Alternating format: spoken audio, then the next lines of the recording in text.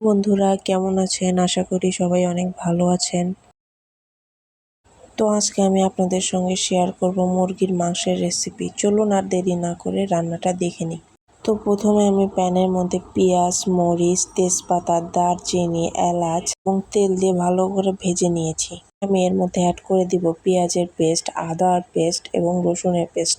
দেন আমি দিয়ে দিব পরিমাণ মতো হলুদ, স্বাদ মতো গুঁড়া মরিচের গুঁড়ো এবং হাফ টেবিল চামচ গরম মশলা, হাফ টেবিল চামচ জিরের গুঁড়ো।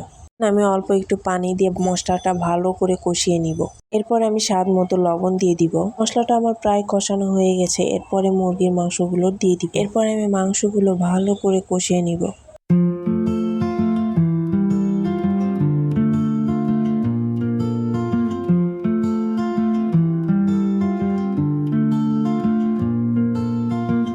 এরপর আমি কিছু সময়ের জন্য ঢাকনা দিয়ে ঢেকে দিব এবং মাঝে মাঝে একটু নেড়ে চেড়ে দিতে হবে, নইলে নিচে লেগে যেতে পারে। মাংসটা ভালো করে কষিয়ে নিতে হবে, কারণ যত ভালো কষানো হবে তরকারির স্বাদটা তত বেশিই বাড়বে। আমার মাংসগুলো প্রায় কষানো হয়ে গেছে। এরপর আমি কেটে রাখা আলুগুলো দিয়ে দিব। দেন আমি কিছু সময়ের জন্য আবার ঢাকনা দিয়ে ঢেকে দিব।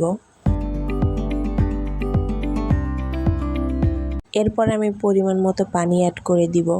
দেন আমি আবার ঢাকনা দিয়ে ঢেকে দিব এবং 5 মিনিট মিডিয়াম আঁচে রেখে দিব। আমার রান্নাটা হয়ে এসেছে। আর ভিডিওটা ভালো লাগে থাকলে সবাই সাবস্ক্রাইব করবেন এবং বেল আইকনটা ক্লিক করবেন। Thank you for watching my video. Tata.